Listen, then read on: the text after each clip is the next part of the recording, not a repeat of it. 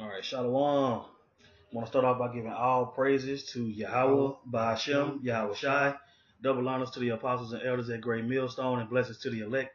It's the Great Millstone Dallas camp. I got the brother Zakaria here with me. Shalom. I'm Yatzazak, and what we want to go into is it's a fearful thing to fall into the hands of the living power. And you know, with the world that we live in, nobody seems to have that fear other than the men of the Lord. You know, but you have all these different accounts throughout the scriptures where the fear of the Most High was right in people's faces. You know, and just gonna get straight to it. We're gonna start with Hebrews, and then we want to go through the plagues, and then we want to correlate that to what's going on today. And Lord willing, to be edifying to the hopeful elect and scare the rest of these demons crapless. That's right. I'm going to start at Hebrews chapter 10, verse 31. It is a fearful thing to fall into the hands of the living power. And when you tell people that, they want to tell you about their God. My God wouldn't do this. My God wouldn't do that. Okay, well, if you're talking about the God of the Bible, you need to put some respect on that. You know, the God of the Bible, the God of Abraham, Isaac, and Jacob, whose name is Yahweh in the Hebrew, it's a fearful thing to fall into his hands, man.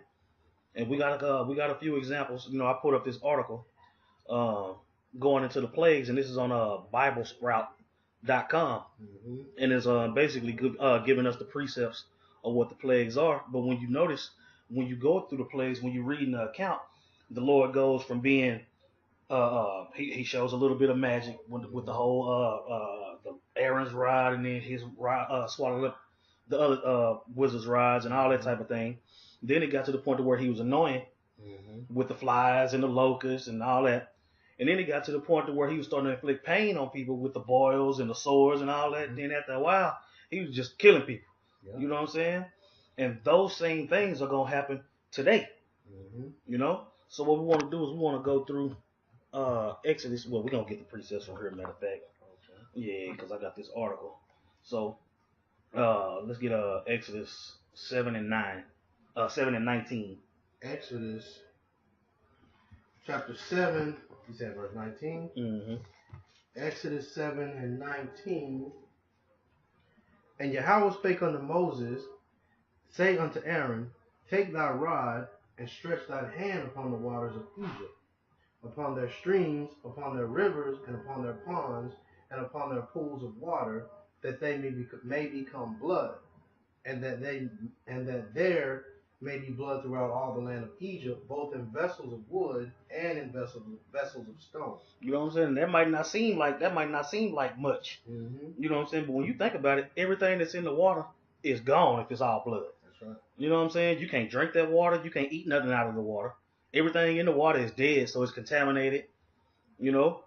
And the Lord, I was saying, and the Lord was like leveling up. You know, and when it comes to Pharaoh was like, okay, well, you know, that's cool. Yeah, that's all right. Just turn the water back and then tell your Lord to bless me, and then y'all good. Yeah, if I could say this, the pharaohs and also the other people of Egypt probably looked at it as some kind of trick. Oh, this is Moses with some kind of little trick he doing.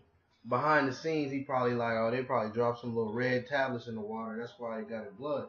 That's why it turned red. Right. You know what I mean? That ain't really blood. They didn't believe it. So the Most High, like the brother said, just kept piling it on top. But I'm going to continue on in verse 20. And Moses and Aaron did so as Yahweh commanded, and he lifted up the rod and smote the waters that were in the river, in the sight of Pharaoh and in the sight of his servants, and all the waters that were in the river turned to blood. And the fish that was in the river died, and the river stank. And the Egyptians could not drink of the water of the river, and there was blood throughout all the land of Egypt. And the magicians of Egypt did so with their enchantments, and Pharaoh's heart was hardened, neither did he hearken unto them, as Yahweh had said. And the reason why is because his sorcerers was able to do a similar feat. You know what I'm saying? He's like, he said all the rivers is blood. Oh snap! You know. Then once he seen that his wizards and warlocks and all that could do it too, he was like, man. Anyway, you know what I'm saying? So, all right. Is that it on that? Yeah. Yeah, I stopped at 21. All right. And now, keep going? No, we're going to go to the second plague. Yeah, the second plague was the frogs, and that's gonna be. Let's see where they put the frogs at. It might be in the same chapter. No, that's chapter 8. All right.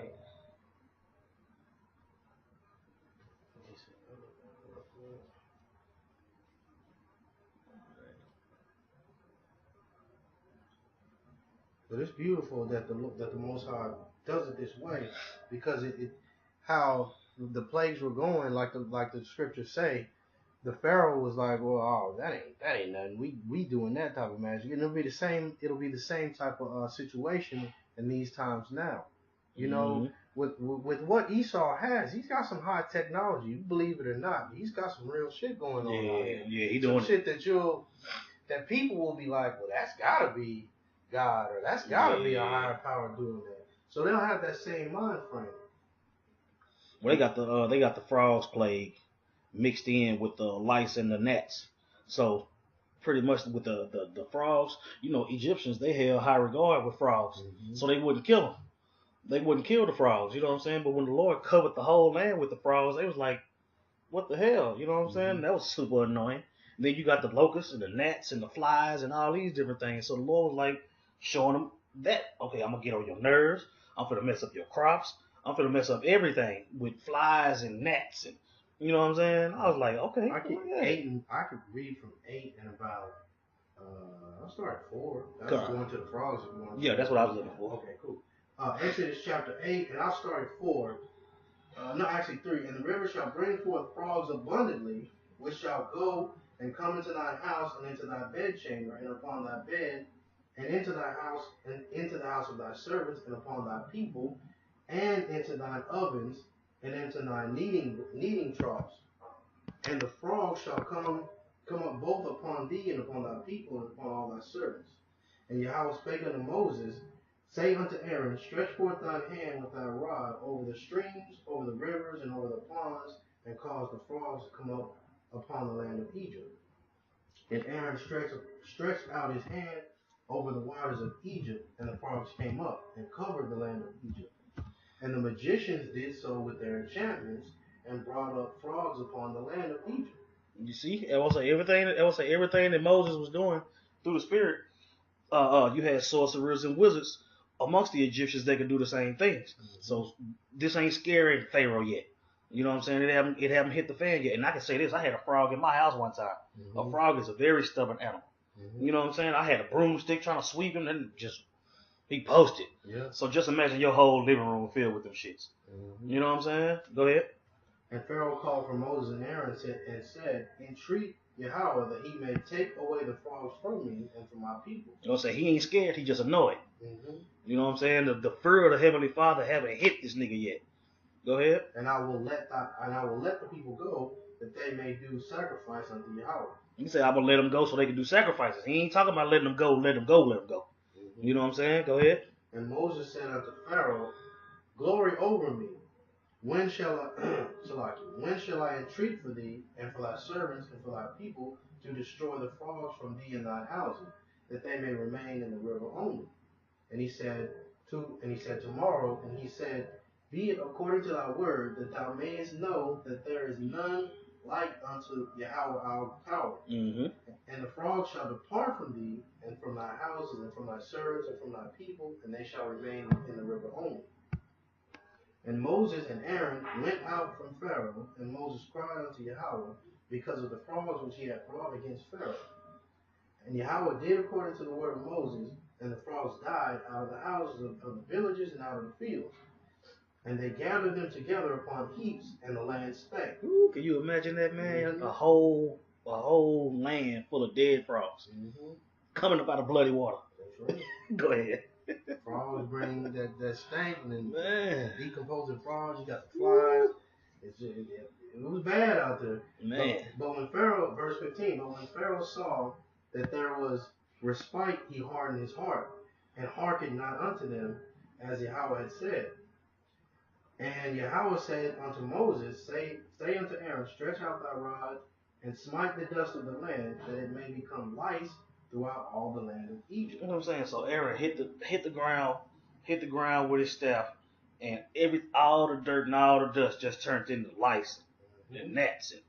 Yeah, go ahead. And lice, lice, it's different kind of lice. You got the scabies kind of lice. That's the lice usually hanging around your pubic hairs. Yep. You got lice in your head. It even gets on your eyes and even like in your mustache. And you know they all had beards back then. Yeah. So people had lice all in their beards. Bed bugs and shit. Crawling all around their face.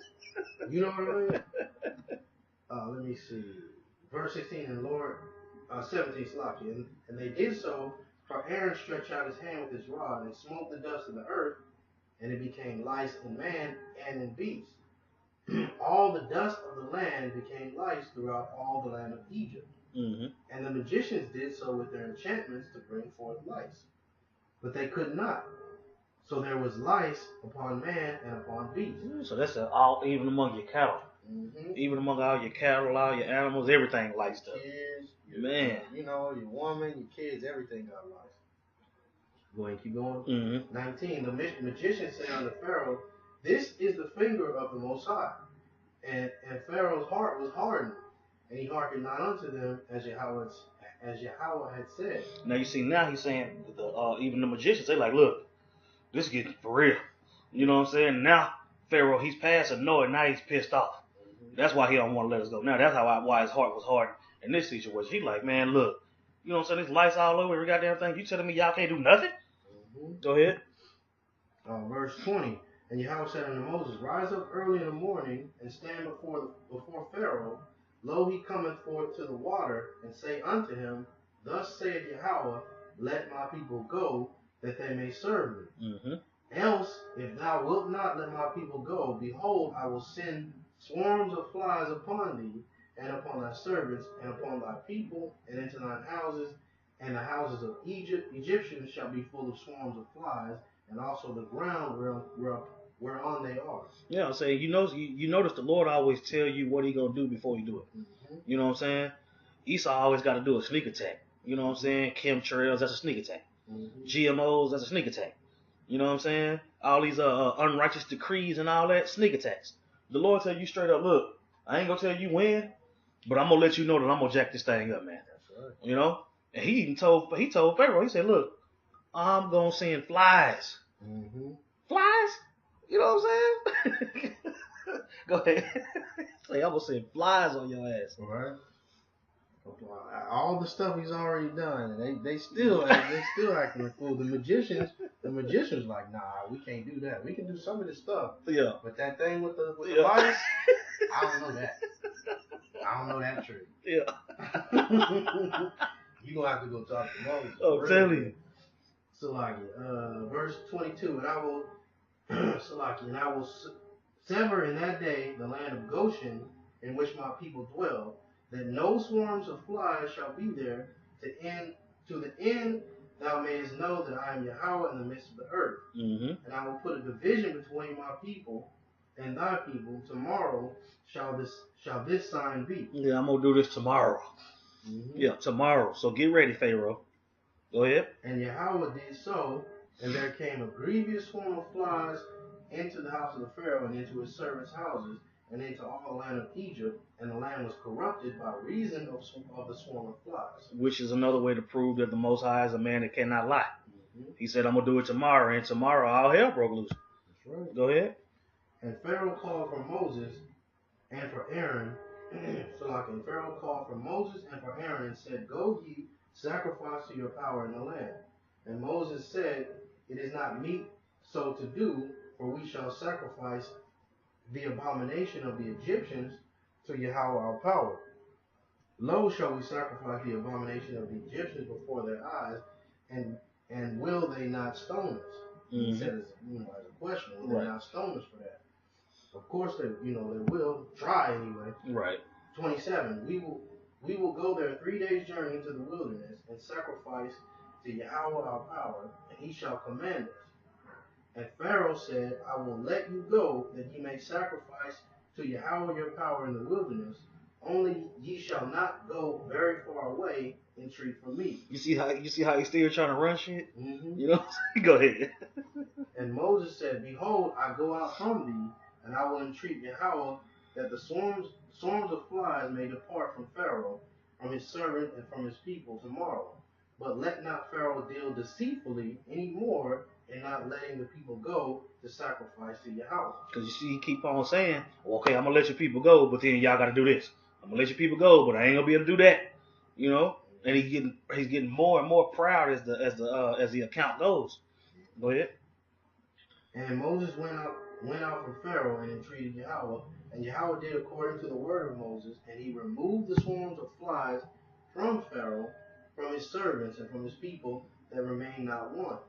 And Pharaoh hardened his heart at this time also, neither would he let the people go. Yeah, man, and I'm saying, and the whole time, the Lord is building his pride up to the point to where the scripture, pride coming before destruction, is gonna be right in this dude's face. Mm-hmm. All right, now let's see the next plague, the chapter 9. Let's start at 3, verse 3.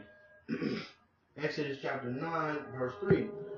Behold, the hand of Yahweh is upon thy cattle, which is in the field, upon the horses, upon the asses, upon the camels, upon the oxen, and upon the sheep. There shall be very grievous murrain. Now you see the Lord starting to mess with his money. Mm-hmm. You know what I'm saying? That cattle, that's what made men rich back in the day. Was gold, silver, land, cattle, all these different things. And you notice the Lord is messing with his land. He's messing with his money. He's messing with his people. You know. Go ahead. Hit that word murrain real quick. All right. If you don't mind, I just want to see what that means. All right.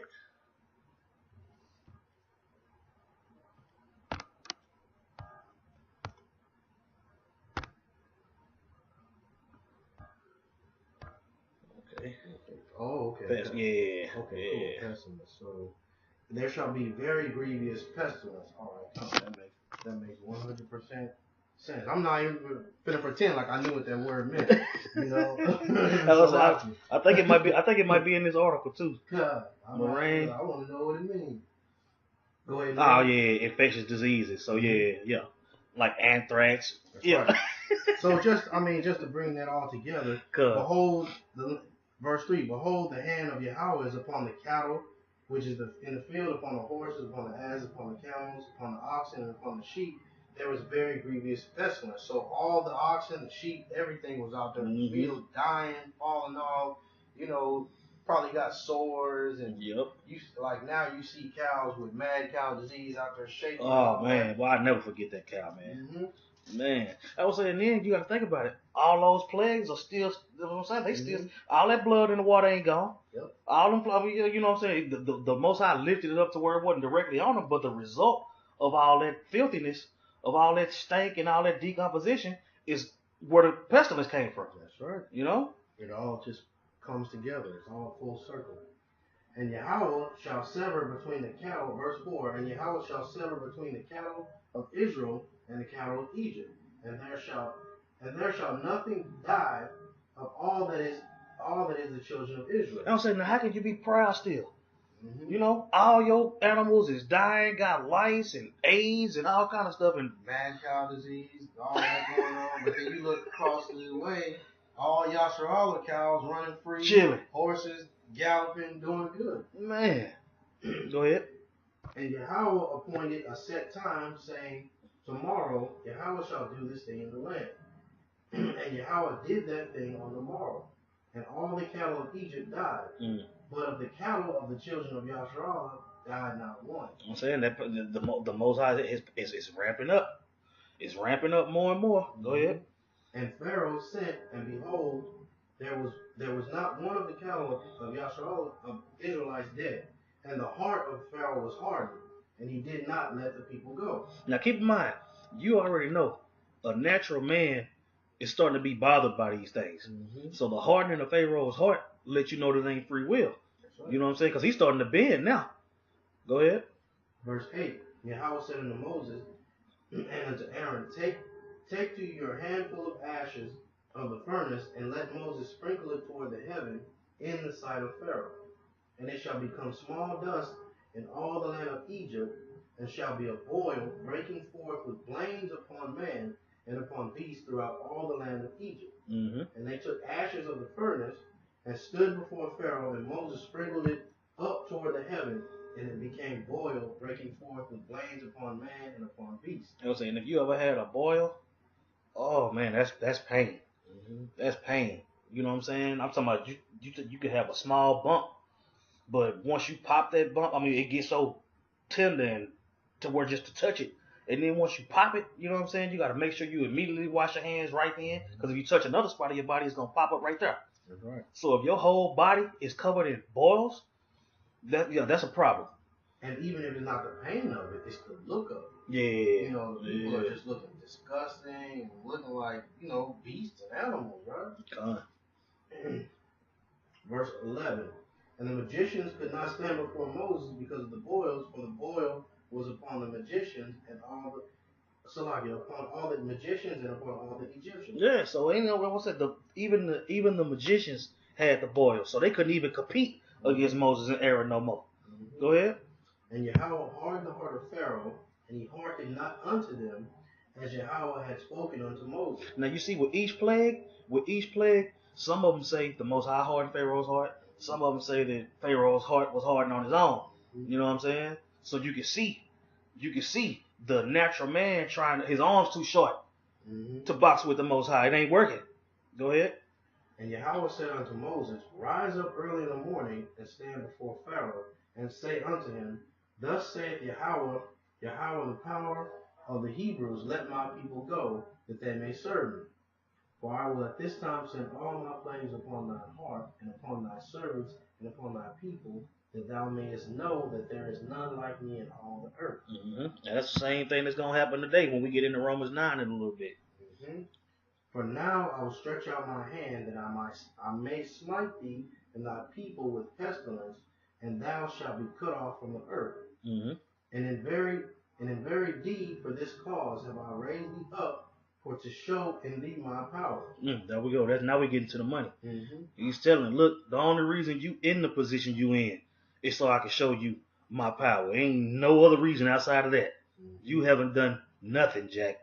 Go ahead. I raised thee up for to show thee my power, and that my name may be declared throughout all the earth. And said, like the Lord say, my ways are not your ways, my thoughts are not your thoughts. See, Pharaoh had no idea. He had no idea that the Heavenly Father put him in a position because he had a plan to elevate his own people. He was just going to use Pharaoh and the Egyptians to prove a point. Go ahead. As yet exaltest thou thyself against my people, that thou wilt not let them go. Behold, tomorrow about this time I will cause it to rain a very grievous hail, such as hath not been in Egypt since the foundation even until now. Send therefore now, and gather thy cattle, and all that thou hast in the field, for upon every man and beast which shall be found in the field, and shall not be brought home, the hail shall come down upon them, and they shall die. See, now he's starting to kill. You see, it went from messing with your land, messing with your money, then he started getting on your nerves, and he started hurting your ass. You know? Go ahead. He that feared the word of Yahweh among the servants of Pharaoh made his servants and his cattle flee into the houses. And he that regarded not the word of Yahweh left his servants and his cattle in the field. And Yahweh said unto Moses, Stretch forth thine hand toward heaven, that there may be hail in all the land of Egypt upon man, and upon beast, and upon every herb of the field throughout the land of Egypt. Tear it all up. Tear it all up. Go ahead. And Moses stretched forth his rod toward heaven, and Yahweh sent thunder and hail, and fire ran along upon all the ground, and Yahweh rained hail upon the land of Egypt. He's gonna rain hail upon the land of Egypt again, man. In the new Egypt, which is America, man. AKA Babylon, AKA Nineveh, AKA Assyria. You know? Go ahead. So there was hail and fire mingled with hail, very grievous. That's like Sodom and Gomorrah. Such as there was none like it in all the land of Egypt since it became a nation. And the hail smote throughout all the land of Egypt, all that was in the field, both man and beast, and the hail smote every herb of the field, and brake every tree of the field. Total destruction, man. The Lord laid that thing flat. You know? He said, I'm going to lay it flat tomorrow, and did that. Go ahead. Only in the land of Goshen, where the children of Israel were, there was no hail. You can't get around that, man. You can't get around that, man. To have that power backing you up, man. Mm-hmm. You watching all these people get these lands and lives and everything just ripped to shreds right in front of your face, and everything you got chilling. Mm-hmm. And then you still got Israelites that got out in the wilderness and wanted to show their ass. Yep. Go ahead. Verse 27. Pharaoh sent and called for Moses and Aaron and said unto them, I have sinned this time, that Yahweh is righteous, and I and my people are wicked. He coming around, right? Go ahead. He coming around, right?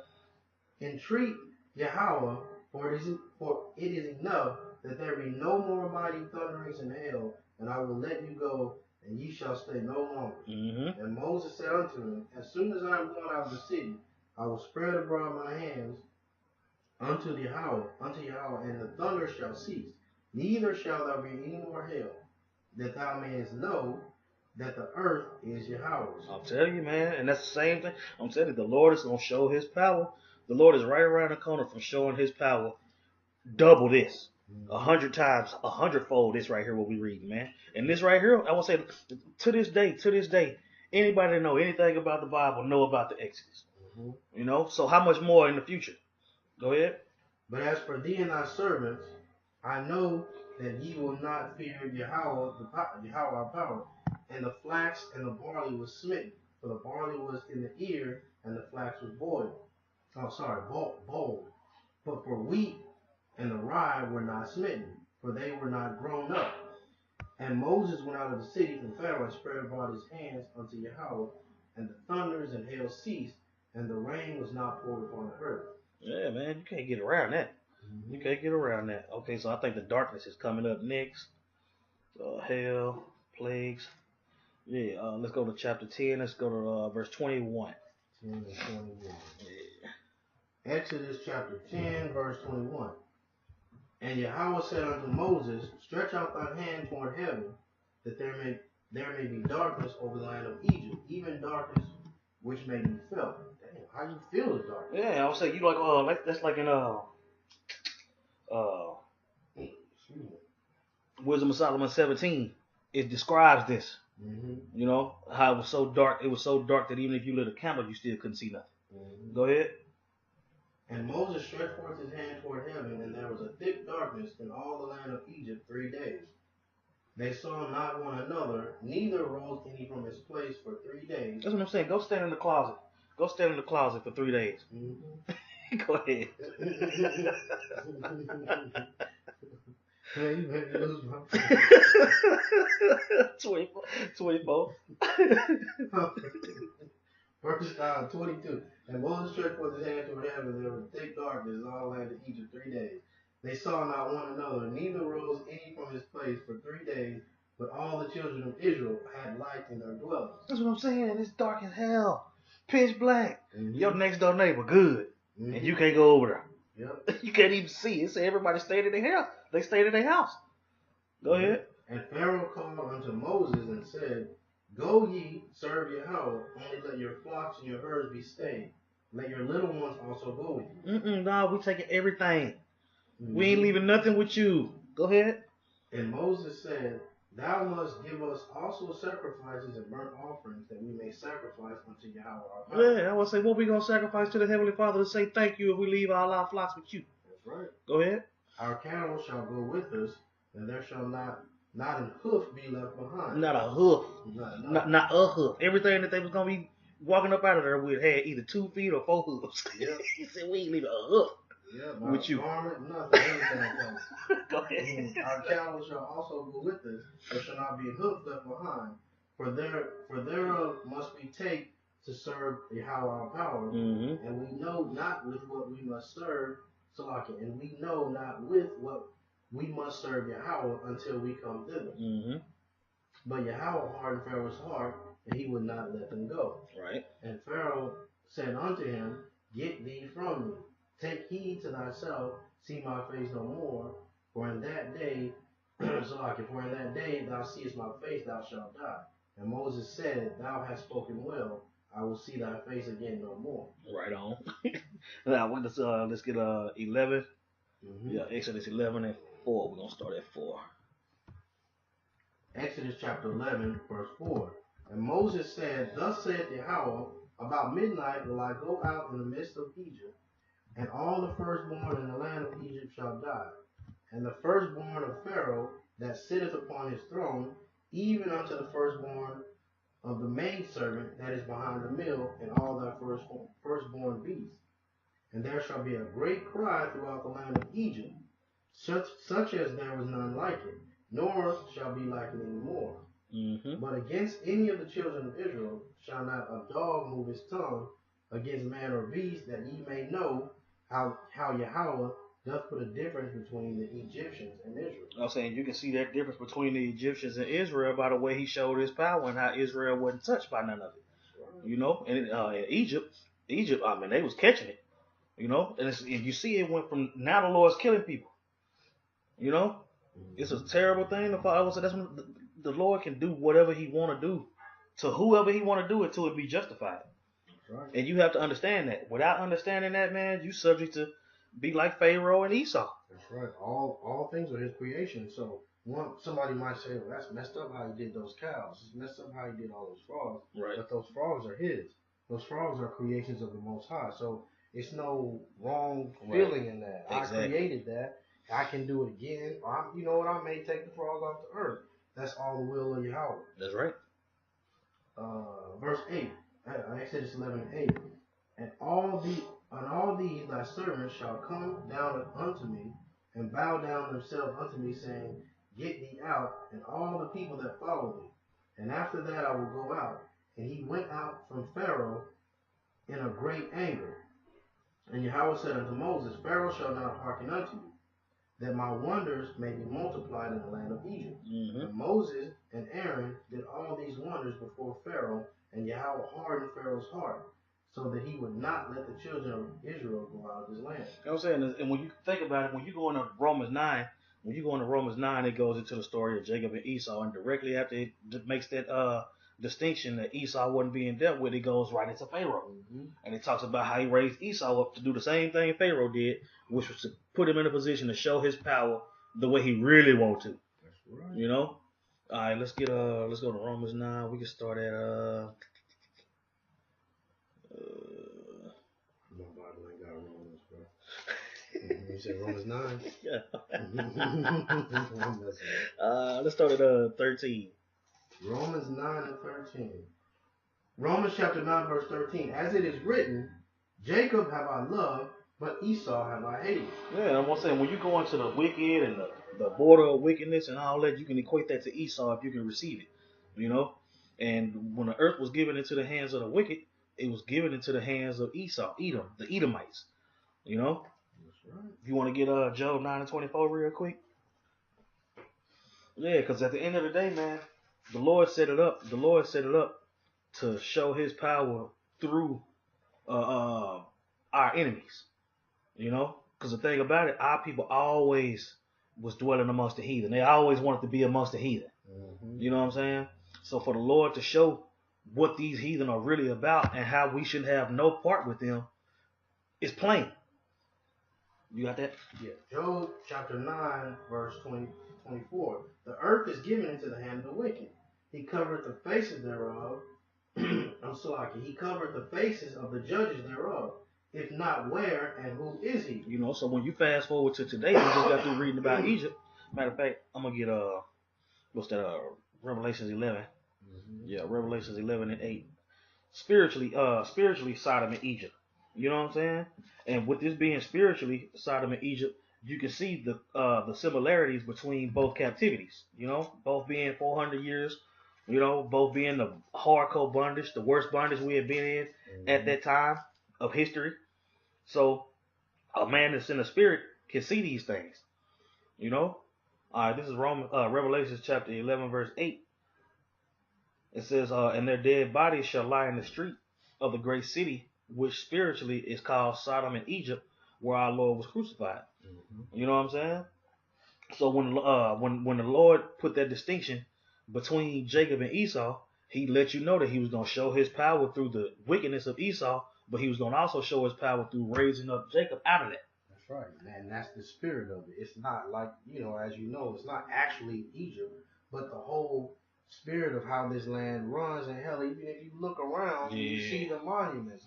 Yep. It is that spirit of Egypt. It is that spirit of Sodom with all the homosexual and all the pushing of it to be in the forefront. It's spiritually Sodom. Right. No, you good. All right, let's roll. Let's go back to Romans 9. God. Romans 9 and where we leave off at? 14. Romans 9 and 14. What shall we say then? Is there unrighteousness with the Most High? God forbid. For he saith to Moses, I will have mercy on whom I will have mercy, and I will have compassion on whom I will have compassion. Now keep in mind, this is Paul saying this years and years and years and years and years later, but this is still an account to let you know that the power of the Heavenly Father that was showed in the Exodus is a power that need to be reckoned with. You know, and he told Moses, he said, look, this is Paul saying, the Most High told Moses, look, I'm going to have mercy on who I want to have mercy on. That ain't anything you thinking outside of what I got going ain't going to happen. Yep. Go ahead. Verse 16, so then it is not of him that willeth, nor of him that runneth, but of the Most High that showeth mercy. Which takes away your free will. You know what I'm saying? I'm pretty sure after Pharaoh had all them boils on his ass, you know, he had a few of those plays where he was like, look, man, hey, Moses, go get Moses. Go get Moses. Yeah. Hurry up. Go ahead. And then even when the magician, Salaki, couldn't take the boil, they come in the room with boils on them too. He definitely was like, shit, we got something to deal with tonight. God. This ain't no powder we can sprinkle on this. We got to really deal with this power that is out here working. That's right. Verse 17, for the scripture saith unto Pharaoh, even for this same purpose have I raised thee up. That's what I'm saying. That's why Esau is on the top of this thing, man. That's why Donald Trump and the elites, I ain't even going to give Donald Trump that much credit. That's why the elites feel like they can just do whatever they want, whenever they want, to whoever they want. You know? But even still, they see, for example, with Great Millstone, they see that there is nothing that you can do that can remove that spirit that is being put out. There's nothing you can do. You can try to take cams off the corn, you try to plant little bad seeds in there, but the Most High's word is going out. That's right. Damage already done, baby. Go ahead. Verse 18. Therefore hath he mercy on whom he will have mercy, and whom he will harden. So I can read that again. Therefore hath he mercy on whom he will have mercy, and on whom he will harden. And I'm saying he hardening Esau right now, man. Esau ain't playing no games. You see?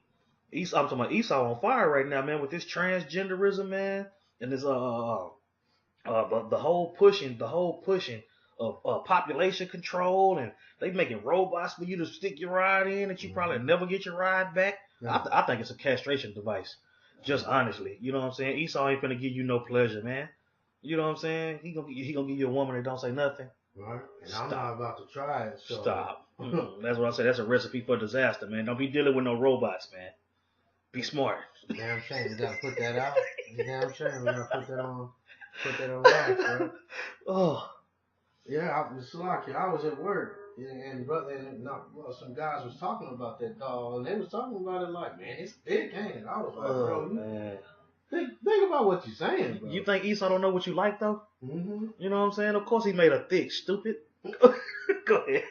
Verse 19. Thou wouldst say unto me, that why doth he yet find fault? For who hath resisted his will? Nay, but, O man, who art thou that replies against the Most High?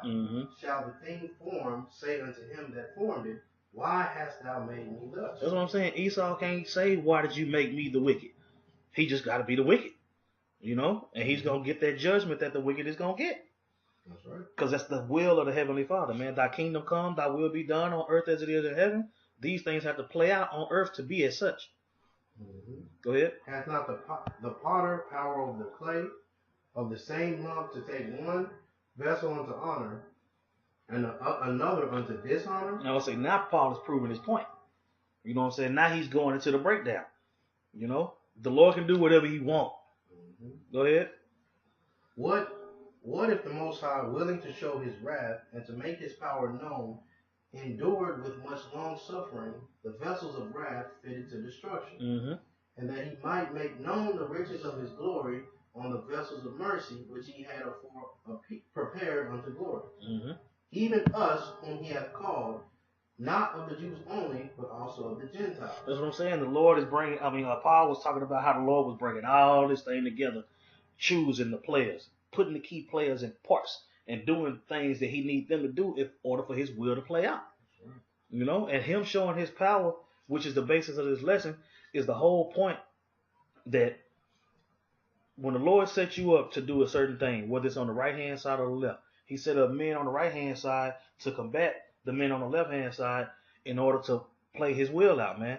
He got the Israelites on the right-hand side. He got the Edomites on the left-hand side. And both have been set to go head-to-head for his liking and his pleasure, man. That's right. All right, you know? Quick precept for you. Proverbs 16:4. Yahweh hath made all things for himself, yea, even the wicked for the day of evil. All things come out of the spirit of Yahweh. That's on the left-hand side, that's on the right-hand side, and it's all to complete his will. That's right. So it's no, like the brother said, it's no free will. It's no thinking that, you know, I think, therefore I am. No, you think what the Most High has put it into your mind to think. Exactly. This is Sirach chapter 33 and 14. It says, good is set against evil, and life against death. So is the godly against the sinner, and the sinner against the godly. So look upon all works of the Most High, and there are two and two, one against another. You know, and this is what's happening. Mm-hmm. Back then it was the Egyptians, now it's the Edomites. You know, but both captivities were the height. Mm-hmm. They were the biggest. They were the biggest thing going at that point in time in history, and we live it in the last days now. So just imagine. I'm saying, it's like each camp popping up. Insincerity and truth is another plague. You know what I'm saying? This economy about to crash. All these different things. The roads, just like how back in Rome they spread the military out too thin. The roads were all going to crap. Same thing now. Mm-hmm. And it's all these plagues that the Lord is showing his power time and time again it's gonna get to the point. It's gonna get to the point to where he's gonna start knocking people off. That's right. You know, he gave Esau the power to make those missiles to destroy Esau. That's right. And to cleanse the earth. You know, right. to cleanse the earth of all that wickedness and for him to destroy himself. You know what I'm saying? That's right. All right, let me see. I think back in Romans 9. Yeah. Verse 22. What if the Most High, willing to show his wrath and to make his power known, endured with much long suffering the vessels of wrath fitted to destruction? I'll say the vessels of wrath fitted to destruction. He ain't finna let them just do their thing. It's a set appointed time that they gonna do what they gotta do before he show his power. Mm-hmm. Go ahead. Verse 23. And that he might make known the riches of his glory on the vessels of mercy, which he hath afore prepared unto glory. Mm-hmm. Even us whom he hath called, not only of the Jews only, but also of the Gentiles. As he saith also in Hosea, I will call them my people, which were not my people, and her beloved, which was not beloved. And it shall come to pass that in the place where it was said unto them, ye are not my people, there shall they be called the children of the living power. And that's how you tie it together. You know, he's telling you now, in the future, it's going to be the same deal. It was at the place where I said you are not my people is the place where I said you are my people and I'm going to raise you up. That's her. Mm-hmm. That's her. Under Esau's rulership, man. The Edomites is going to be ruling when the Lord sent his son back. Go ahead. Verse 26. And it shall come to pass that in the place where it was said unto them, you're not my people, 27. Isaiah also cried concerning Israel, mm-hmm. through the number of the children of Yasharal, though the number of the children of Yasharal be as the sand of the sea, a remnant shall be saved. That remnant is speaking now. Mm-hmm. That remnant is what you all these camps that you see all over the world, man, preaching this truth and sincerity. Right. You know? Go ahead. Verse 28. For he will finish the work and cut it short in righteousness, because a short work will the Lord make upon the earth. He said, for I will work a work in your day that you ain't going to believe even though I told you. Because the Lord always tell you before he do what he going to do. That's right. You know what I'm saying? He said he will finish the work and cut it short in righteousness. So, Esau, you done, man. That's right. I'm saying, Joe said, you and your buddy Pharaoh. Go ahead. And as Isaiah said before, except the Lord of Sabaoth, Lord of armies, had left us a seed, we had been as Sodom and had been made like unto Gomorrah. That's what I'm saying. If the Lord wouldn't have left that remnant, we would have been destroyed like Sodom and Gomorrah, man. Go ahead. What shall we say then? That the Gentiles, which follow not after righteousness, have attained to righteousness, even the righteousness which is of faith. But Israel, which follow after the law of righteousness, hath not attained to the law of righteousness. Wherefore, because they sought it not by faith, but as it were by the works of the law, for they stumbled at the stumbling stone. Yeah, and the stumbling stone was Yahushua, because they was trying to say that the law was more important than the Messiah. You know? And that wasn't true. It ain't true. Go ahead. As it is written, behold, I lay in Zion a stumbling stone and a rock of offense, and whosoever believeth in him shall not be ashamed. God, I'm saying, if you don't believe, I would say, if you believe in Yahweh Hashem Yahushua, that he's going to sit, that he's going to show that power now, just like he did back then you're not going to be ashamed in that day, man. That's right. You know? You had any other precepts? No, brother. That's all I had. And with that, we want to give all praises to Yahweh, Ba'ashem, Yahushua, double honors to the apostles and elders at Great Millstone, and blessings to the elect. Shalom. Shalom. Yeah, nice little yeah, my man. I took some medicine earlier, man. I thought it kind of wore off. Shit still was in there, creeping around. It's like